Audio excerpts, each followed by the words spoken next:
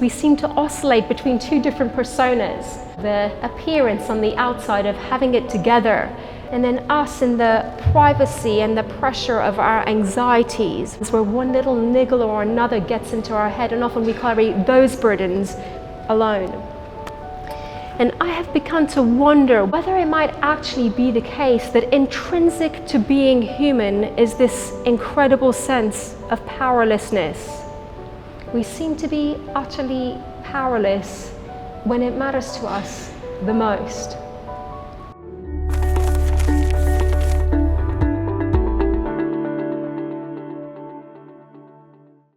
I've been thinking ahead to Christmas time and the carols that we sing at this time of year.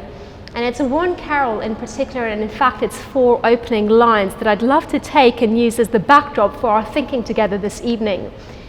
Hark, the herald angels sing, glory to the newborn King.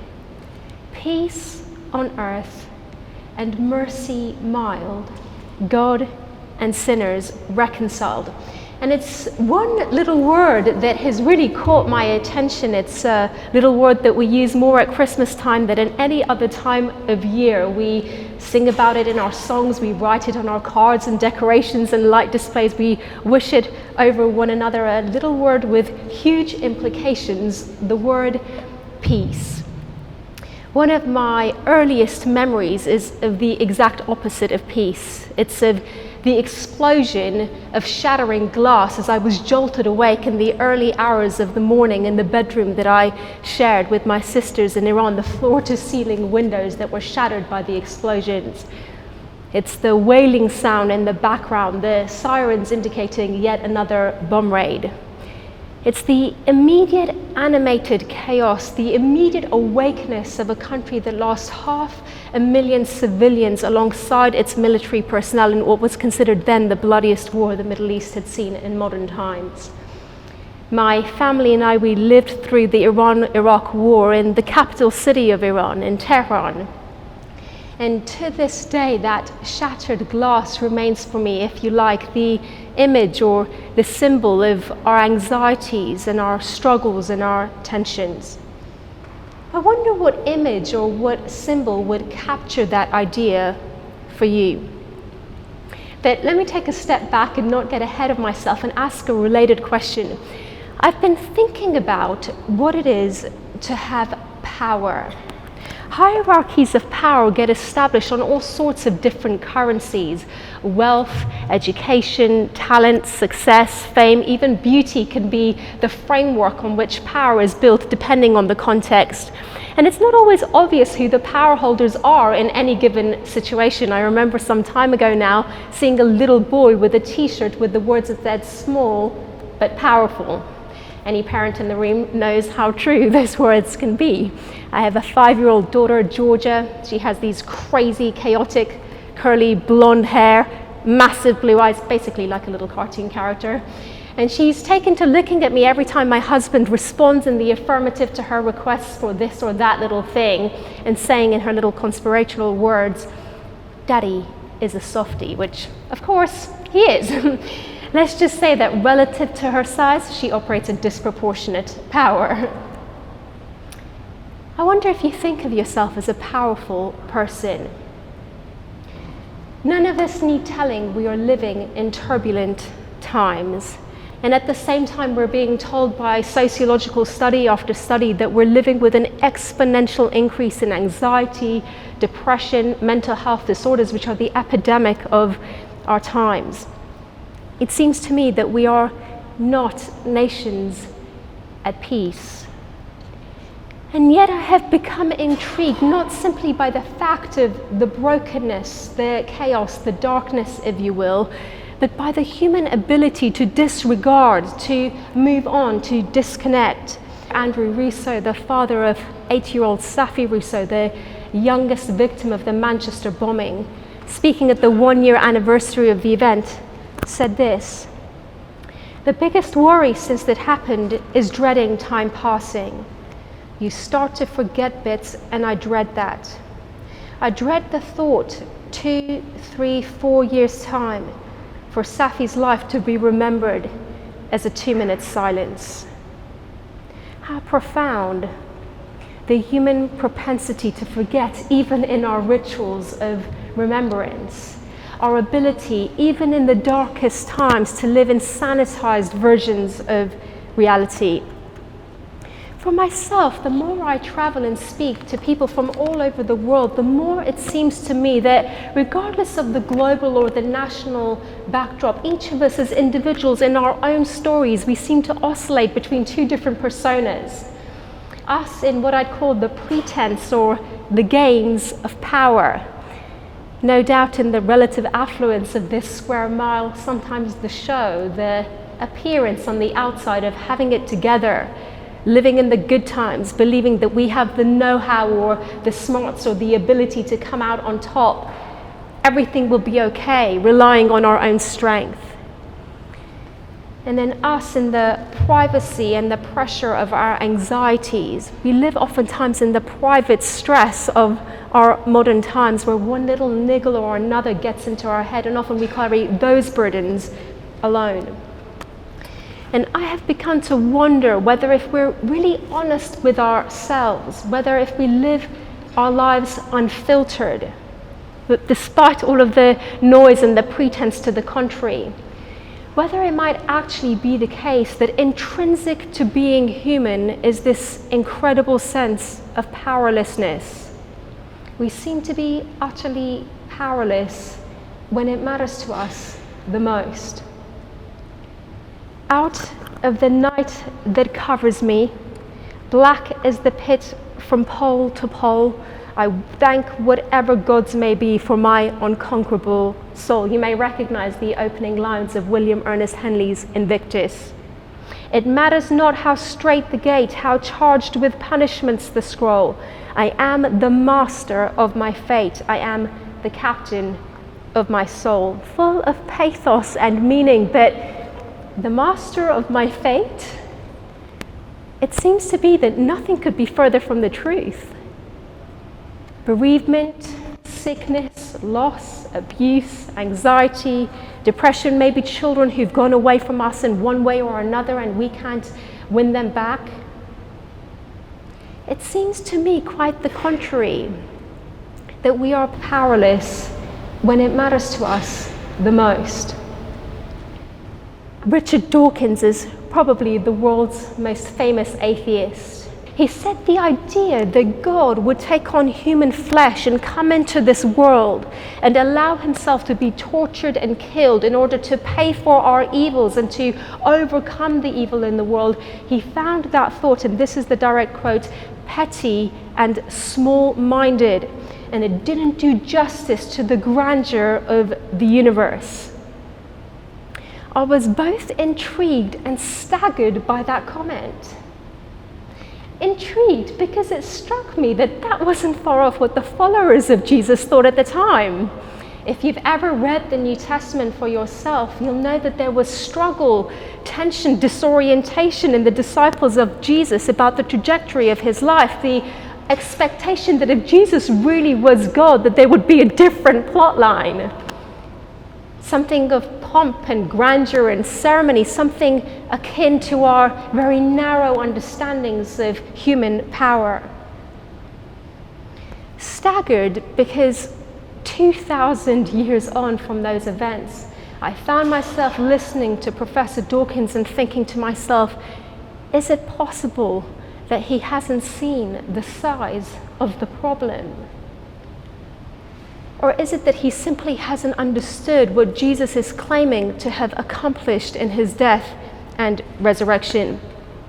One of the privileges of my job is that I get to travel and speak to people from all over the world, different contexts, different backgrounds, different beliefs. I always find it so fascinating how people of different cultures and different backdrops approach the claims of Christ.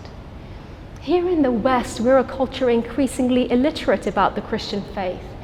Many people, having never even read the New Testament for themselves, have discounted the claims of Christ on the basis that some kind of vague cultural awareness is as good as a thorough investigation. For myself, I find that I am constantly shocked by the Bible. it repeatedly forces you to re-examine your paradigms, and it was no different for the people who heard it first. In the Gospel of Matthew, the announcement of the birth of Jesus is accompanied by these words, that the baby is to be called Jesus, in the Hebrew meaning God saves. Well, so far so good. The Jewish culture into which that announcement was made was expecting exactly that.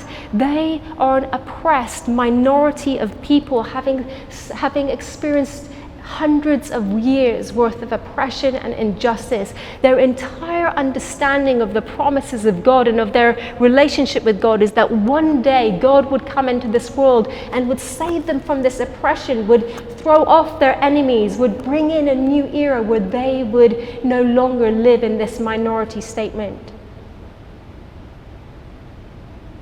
And so the announcement is recorded. You are to give him the name Jesus. God saves. Because he will save his people from, and everyone is expecting that sentence to end, from their enemies. From their enemies, of course. Name him Jesus. God saves, because he will save them from their enemies. We are so familiar with the words and so unfamiliar with the culture that we have begun to read these words as religious niceties, but the sentence ends in a way that would be unbelievably, shockingly insulting. Name him Jesus, God saves, because he will save his people from their sins. An oppressed minority of a people hounded on every side, experiencing oppression and injustice, and what they really need saving from is their sins. And yet it occurs to me that if we stop looking at this like a Christmas fairy tale for just even one moment and examine our responses some 2,000 years on, we might find that we have more in common with the responses of the time than we might have thought. We're a culture, we're a generation increasingly offended by the idea of guilt, the idea that we might have done something wrong for which we need to make amends, or from which, if you want a religious word, we might need to repent. You see, we might even resonate with the idea of a God who might come into our world and save us from the mess out there, the injustices, the corruptions, the dysfunctions, even the basic incompetencies of the people around us. But a God who comes to save us from ourselves, what might that even look like? I wonder if you might imagine this glass sphere to represent us at peace. We often think of peace as the absence of conflict, the absence of violence, maybe the presence of stillness. But the Bible envisages a whole lot more. Peace as wholeness, peace as deep wellness, peace as connectedness, peace as completeness. In fact, the Hebrew word for peace is shalom, togetherness, completeness. Us as whole beings at peace, at rest within ourselves, internally at rest. Us as beings in community, at peace with one another, enjoying depth and breadth of relationship. Us at peace with the created order, living in mutually sustaining harmony. Peace as wholeness, peace as wellness, peace as completeness. And I want you to imagine that this thread which goes through this sphere and is the thread by which it freely hangs and connects it all together as the defining thread of our relationship with God, which sustains and gives life to the whole. And the message of the Bible is that we who were at peace in the shalom, the completeness sustained by relationship with God, turned our backs on him and severed that connection, and found ourselves free-falling to a shattered end, a myriad different scattered pieces, no way back. I hope it would be obvious to you, had I let this shatter, that this is not a cosmetic problem. You see, we're living in a world where different ideologies, different worldviews, lenses through which you see the world, have told us, look, the problem is not that bad. If you can just think the right things, or if you can just do the right things, or if you just feel the right things, if you just work hard enough, we can fix the problem. But the Christian claim is that no amount of policy reshuffles, no amount of humanitarian aid work, no amount of education, no amount of human endeavor will ever see the world set right again. It's as futile as the rearranging of broken glass. Is it possible that only in reconnecting with God might true peace be found? But we are so disintegrated beyond our intended state, there is no connecting piece even by which the thread can hang anymore.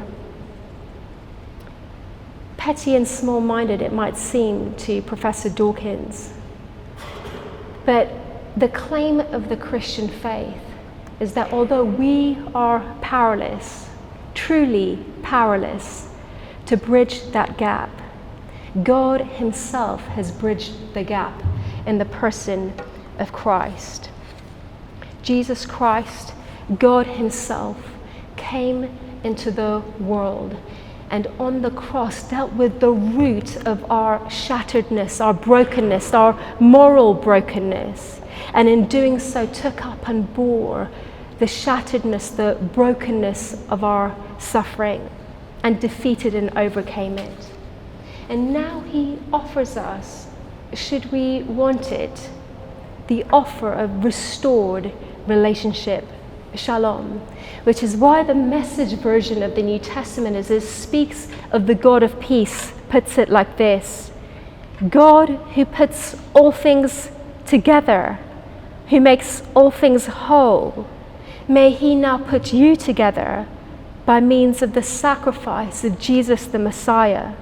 All glory to Jesus forever and always. Oh yes, yes, yes. I don't know what your story will be as you're sitting here. I've ended with the imagery, if you like, of the shattered glass of our global order. I began with the shattered glass of my personal story. I don't know if everything that you are holding is intact. I know that in my own experience, God has been powerful enough to hold together the big story, and kind enough, gracious enough, willing enough to meet me in my own. And as we take this time over Christmas to think more deeply together, my hope for you is, may you know this Christmas time the peace of being reconciled with God. Hark, the herald angels sing. Glory to the newborn King. Peace on earth and mercy mild. God and sinners reconciled.